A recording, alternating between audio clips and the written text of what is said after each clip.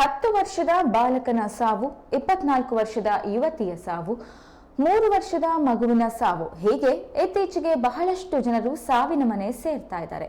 ಯುವ ಜನತೆಯಲ್ಲಿ ಇತ್ತೀಚಿನ ದಿನಗಳಲ್ಲಿ ಕಂಡುಬರುತ್ತಿರುವ ಹಠಾತ್ ಸಾವು ಪ್ರಕರಣಗಳನ್ನು ರಾಜ್ಯ ಸರ್ಕಾರ ಗಂಭೀರವಾಗಿ ಪರಿಗಣಿಸಿದೆ.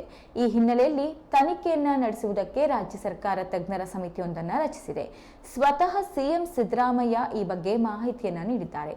ಕೋವಿಡ್ ಅಥವಾ ಕೋವಿಡ್ ಲಸಿಕೆಯ ಅಡ್ಡ ಪರಿಣಾಮದಿಂದ ಹಠಾತ್ ಸಾವಿಗೀಡಾದವರ ಬಗ್ಗೆ ಅಧ್ಯಯನವನ್ನು ನಡೆಸಿ ಇಂತಹ ಸಾವುಗಳು ಸಂಭವಿಸುವುದಂತೆ ತಡೆಯುವುದು ನಮ್ಮ ಉದ್ದೇಶ ಎಂದು ಅದಕ್ಕೆ ಸಂಬಂಧಿಸಿದಂತಹ ಸಮರ್ಪಕ ಸಂಶೋಧನೆಯನ್ನು ನಡೆಸಲು ತಜ್ಞರು ಹಾಗೂ ವಿಜ್ಞಾನಿಗಳನ್ನು ಒಳಗೊಂಡ ಒಂದು ಸಮಿತಿ ರಚನೆಗೆ ನಿರ್ಧರಿಸಲಾಗಿದೆ ಎಂದು ಸಿಎಂ ಟ್ವೀಟ್ ಮಾಡಿದ್ದಾರೆ.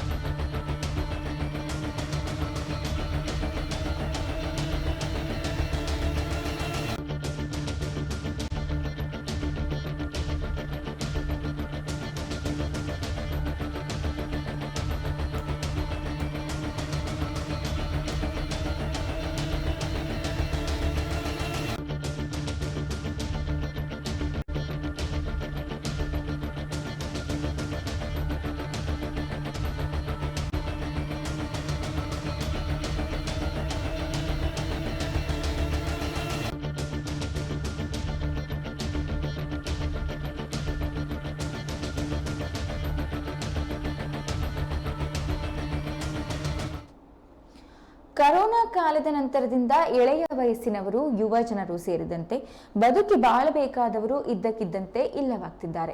ಇವರನ್ನ ನಂಬಿದ ಕುಟುಂಬಗಳು ಬೀದಿ ಪಾಲಾಗ್ತಿವೆ. ಇದೊಂದು ಗಂಭೀರ ಸಮಸ್ಯೆ. ಆದಷ್ಟು ಶೀಘ್ರ ಈ ಸಮಸ್ಯೆಯ ಮೂಲವನ್ನ ಪತ್ತೆ ಮಾಡಿ ಪರಿಹರಿಸಬೇಕು ಎನ್ನುವುದು ನನ್ನ ಯೋಚನೆಯೂ ಆಗಿತ್ತು ಎಂದು ಸಿಎಂ ತಿಳಿಸಿದ್ದಾರೆ.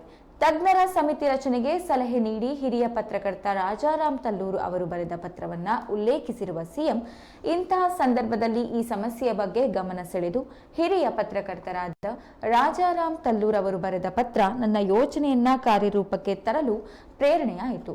ಅವರಿಗೆ ಕೃತಜ್ಞತೆಗಳು ಎಂದು ಬರೆದಿದ್ದಾರೆ. ತಜ್ಞರು ಹಾಗೂ ವಿಜ್ಞಾನಿಗಳ ಸಮಿತಿ ನೀಡುವ ವರದಿಯನ್ನ ಆಧರಿಸಿ ಕ್ರಮಗಳನ್ನು ಕೈಗೊಳ್ಳಲು ನಮ್ಮ ಸರ್ಕಾರ ಬದ್ಧವಾಗಿದೆ ಎಂದು ಸಿಎಂ ಇದೇ ವೇಳೆ ತಿಳಿಸಿದ್ದಾರೆ.